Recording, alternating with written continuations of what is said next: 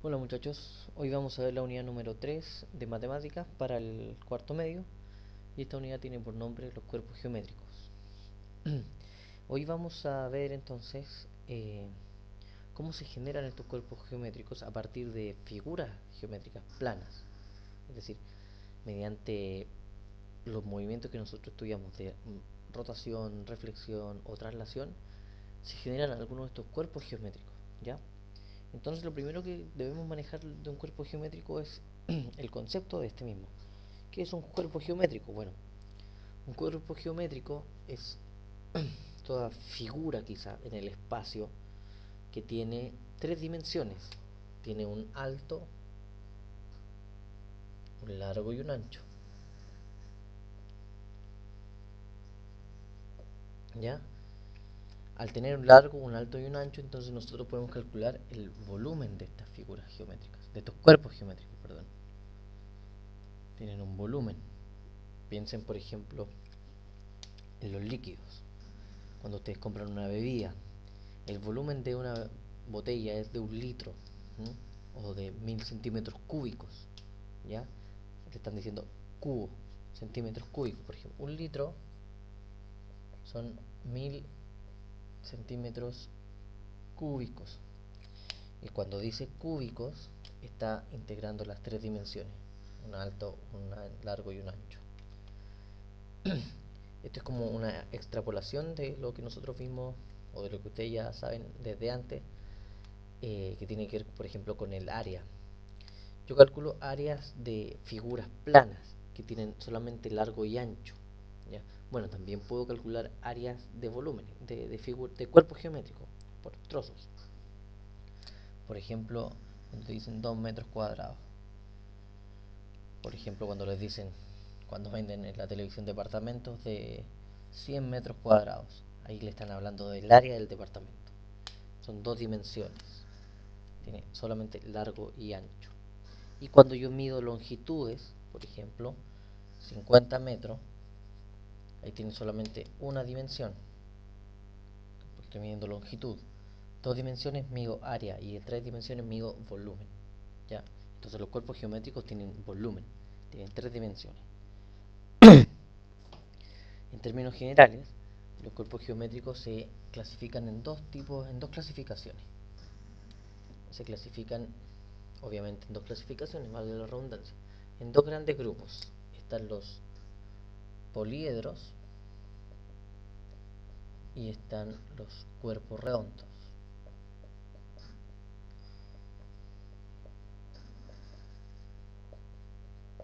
Dentro de los cuerpos redondos, los más conocidos o los que más vamos a utilizar nosotros son el cilindro,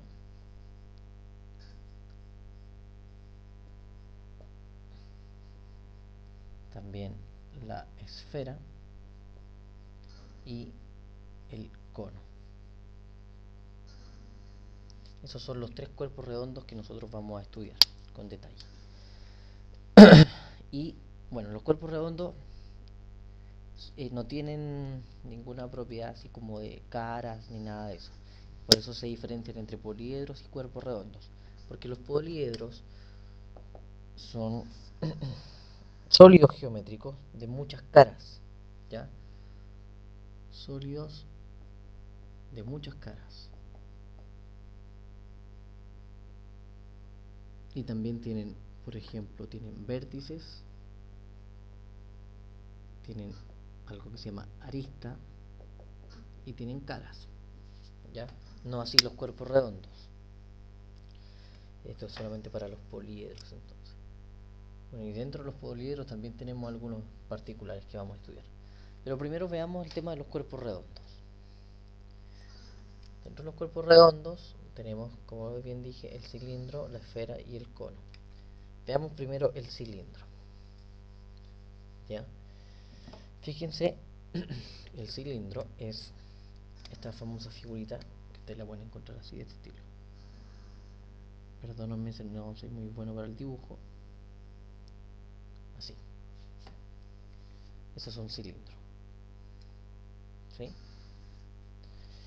¿Qué particularidad tiene el cilindro? Bueno, el cilindro tiene la particularidad de que sus bases, por ejemplo, piensen en un tarro de café. Un tarro de café tiene un cilindro, tiene una tapa arriba y abajo tiene algo que o sea, el sello, no sé. ¿Cuál es una generalidad entonces? Es que tanto la tapa como la base son circunferencias. Y miden lo mismo. Esta circunferencia es la misma que esta circunferencia de acá abajo. ¿Ya? O sea, tiene como, pensemos que tuviera dos tapas este tarro y que ambas son circunferencias. ¿Ya? Y son iguales. Esa es la gracia, son iguales. ¿Ya? Por lo tanto, si son iguales, tienen el mismo perímetro, la misma área, todo lo mismo, porque son iguales. ¿Qué otra cosa importante tiene el cilindro? Bueno, el cilindro tiene una altura. Bien, miren, fíjense que primero tomo el centro de esas circunferencias. Voy a dibujar ahí radio de la circunferencia. Y cuando yo uno los dos centros, tanto de la tapa como de la base, entonces genero acá otra cosita. Esa línea se llama la altura del cilindro. Esa es la altura del cilindro. ¿Ya? ¿Para qué necesitamos saber todas estas cosas? Que tiene un radio y tiene una altura para poder calcular el volumen de este cilindro. Cuando nosotros queremos calcular el volumen del cilindro, vamos a usar tres dimensiones. La dimensión va a ser el área de la base, que es una circunferencia, pi por r al cuadrado, por la altura. Ese es el volumen del cilindro. Fíjense que, bueno, pi viene de la circunferencia. R cuadrado es porque pi r cuadrado es el área de la circunferencia. Ahí voy a tener área, dos dimensiones. Y si lo multiplico por una tercera dimensión, que es la altura, ahí tengo las tres dimensiones, el volumen. Bueno, ¿por qué razón el volumen se calcula de esa forma? ¿Por qué yo digo, el área de la base por la altura? Porque una manera de ver el cilindro, cómo se genera este cilindro, es a través de la siguiente idea. A ver si me permiten borrar. Ojalá que ya hayan notado eso. El cilindro puede ser generado de esta forma. Piensen que yo acá tengo una circunferencia. ¿Ya? Y aquí tomo su centro. Y me dicen, ya, por el centro va a pasar un vector de traslación, aplicando lo que hemos estudiado, que va a ir hacia arriba. Ese es mi vector de traslación. Y lo va a trasladar hasta un punto X, hasta un punto, no sé, X, y. ¿Ya? Va a trasladar mi circunferencia entera, de acuerdo a ese vector. Entonces, ¿qué gracia tiene este vector? Bueno, este vector pasa perpendicular al radio. Ahí forma un ángulo de 90 grados. Entonces, lo que yo hago es, bueno, empiezo a mover esta circunferencia hacia arriba. La muevo. Ahí, ahí, hasta acá. Sí, bueno, le insistía con eso del dibujo, no le pego mucho. Y hasta acá, por ejemplo, que sea hasta ahí. Entonces yo fui poniendo, imagínense que yo fui poniendo muchas circunferencias una sobre otra, muchas circunferencias hasta que llegué a ese punto. Entonces lo que genero es una figura de este estilo. Ahí, por ejemplo, tengo una circunferencia ahí, otra acá, otra así, ahí, todas las que yo me imaginé, hasta que llegue a ese punto. Entonces ahí yo genero un cilindro. Así es como una de las maneras en cómo se genera el cilindro.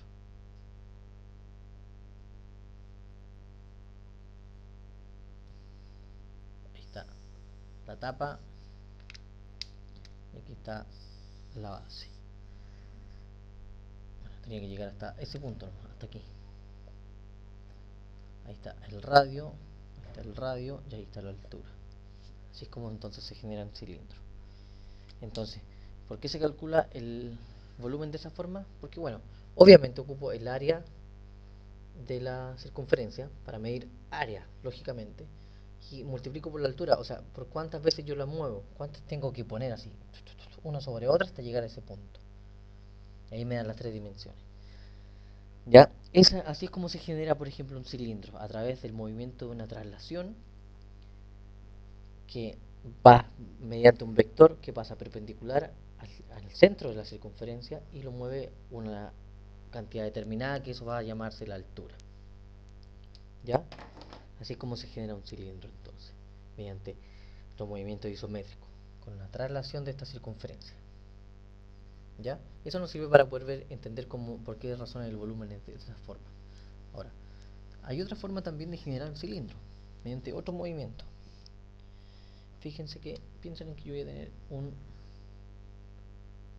rectángulo y voy a trazar su eje de simetría. ¿Cuál es el eje de simetría? Aquel que corta la figura en dos, en otras dos que son iguales. Ya, piensen que ahí está simétrico. Por ahí. Ahí está simétrico. ¿Ya? Está justo en el medio. Justo en el medio. Y entonces lo que voy a hacer yo, este va a ser mi eje de simetría y a la vez va a ser mi eje de rotación. Entonces este va a ser mi eje de rotación. Eje de rotación. Que también va a ser mi eje de simetría. ¿Ya? Entonces, piensen que yo lo voy a tomar acá de las puntas y voy a empezar a darle vueltas. A darle muchas vueltas, muchas vueltas. Es así, voy a empezar a rotarlo así. Bueno, en ese sentido, o puede ser en el sentido contrario, da lo mismo. Voy a empezar a darle vueltas así. Como yo lo estoy dando vueltas así, lo que se va a generar abajo es un círculo. Y arriba se va a generar el mismo círculo porque estas distancias aquí son las mismas. ¿Ya? Y todo entonces va a generar un círculo. Todo va a generar un círculo. Y entonces vamos a encontrar el famoso cilindro. Fíjense acá, fíjense en esta misma figura que yo acabo de dibujar aquí. Esta de aquí. Ahí está la mitad de mi ¿cómo se llama? De mi rectángulo. Empecé a rotarlo, lo roto, entonces se genera ahí, pues genera un círculo. Acá, círculo. Y todo lo demás genera todo ese trozo. Entonces, esa es otra forma de ver cómo se genera un cilindro, mediante la rotación de un de un rectángulo en su eje de simetría. ¿Ya? Así. Toman acá, lo ruedan y les va a dar un cilindro. ¿Ya? Traten de imaginarlo. Intenten hacerlo ustedes mismos si quieren, con una hojita de papel. Pónganle algún palito de helado quizá y empiecen a rodarla tan fuerte como puedan. Si intentan ver esa figura que se está generando, van a llegar a un cilindro. ¿Ya? Así como entonces se genera el cilindro. Muy bien, súper sencillo. Pasemos al siguiente cuerpo redondo. Al siguiente cuerpo redondo. El siguiente cuerpo es la esfera. La esfera. Y la esfera es como un balón de fútbol. O cualquier balón en realidad. Vamos a dibujar algo así.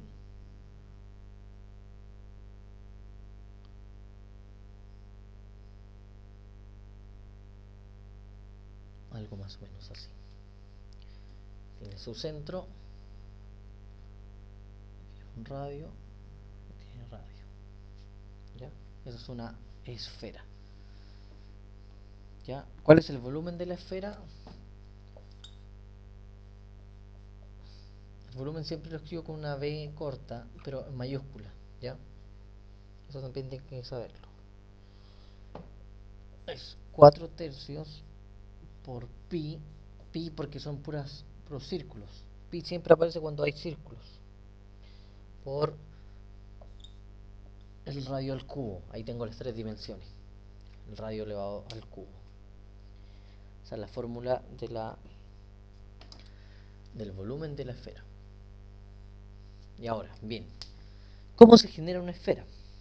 Bueno, también con simetría, ¿ya? Con movimiento isométrico, pero puntualmente con el movimiento de rotación solamente, ¿ya? Solamente con el movimiento de rotación. Piensen que yo tengo una circunferencia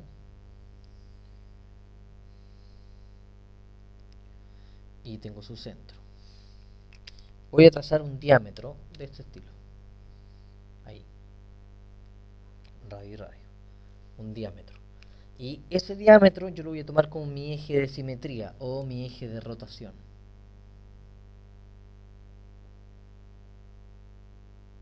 ¿Ya? ¿Qué voy a hacer? Igual que el caso del rectángulo. Voy a empezar a darlo vuelta así. Empezar a darlo vuelta, darlo vuelta, darlo vuelta. Pero no solamente tengo que hacer ese movimiento, porque ese no me va a generar solo la esfera. Ese me va a generar una parte de la esfera. Solo una parte. Voy a trazar también a la vez otro eje de simetría. O de rotación, más bien. Otro eje de rotación. También es diámetro. Entonces lo que yo voy a hacer es tomar esta circunferencia por este eje de rotación y con ese eje de rotación voy a hacer la rotación en los dos ejes al mismo tiempo. O sea, voy a empezar a rotarlo así, así y también así. Entonces ahí, cuando hace esas dos rotaciones, genera entonces lo que es un círculo. Ya genera, perdón, lo que es una esfera. Por eso se les dibuja acá como una circunferencia aquí, que es la que resulta de hacer así, y la otra circunferencia acá como parada, que es al hacer así. ¿Ya? Ahí generó eso, y esta me genera esta parte de acá. Listo, se genera la esfera. ¿Ya? Eso es. Ahí tenemos entonces la esfera, que es el segundo cuerpo redondo. Vámonos al tercer cuerpo redondo, que es el cono. El cono. ¿Cuál es el cono? Es esta figurita así, como un gorrito de cumpleaños. ¿Cuál es la gracia? Es que es una especie de triángulo, pero que su base es un círculo. ¿Ya? Su base es un círculo. Que tiene un radio. Voy a dejarlo de nuevo mejor. Tiene un círculo, su centro. Lo dibujo como un poquito más achatado el círculo, ¿ya? Porque estamos pensando que lo estamos viendo en tres dimensiones. Y tengo mi cono. A ver. Algo así. Ya. Ahí tengo mi base, que la base es un círculo. ¿Ya? Y va a tener también una altura máxima. Una altura. Otra H. ¿Ya? ¿Qué es lo que tiene en particular este cono? Bueno, tiene su base, que es una circunferencia, y tiene acá una altura y un radio. Fíjense que acá se genera un triángulo, o sea, un angulito de 90 grados. ¿Ya? ¿Cuál es el volumen del cono? El volumen del cono es igual a pi por r cuadrado por altura partido por 3. Fíjense que esta parte de acá es igual al volumen del cilindro. ¿Ya? Pero dice que además esto está partido por 3. O sea, ya tenemos una idea ahí de que el cono al final es un tercio o la tercera parte de un cono, perdón, de un cilindro. si calculamos el volumen de un cilindro y lo dividimos en tres trozos, vamos a tener un cono. ¿Ya? O sea, la tercera parte del volumen del cilindro es un cono. Si dividimos en tres partes el cilindro, obtendríamos tres conos entonces. ¿Ya? Esa es la idea del cono. Ese es el volumen del cono entonces. Y bueno, ¿cómo se genera un cono? ¿Mediante qué movimiento? Principalmente mediante el movimiento de rotación también. Si ustedes se han fijado, la mayor parte de los tres cuerpos redondos que hemos visto, casi todos se generan por rotación, salvo el cilindro que se puede generar por traslación también, ¿ya? Pero bueno, entonces teníamos el cono. Voy a dejar aquí un poquito más chiquitito para que me quede espacio para lo otro. ¿Cómo se genera el cono? A partir de la siguiente figura. Yo tomo un triángulo rectángulo, aquí, rectángulo que tiene un ángulo recto, no se olviden, y lo voy a rotar de la siguiente manera. Este va a ser mi eje de rotación, este lado, donde está el ángulo de 90. Este entonces va a ser mi eje de rotación.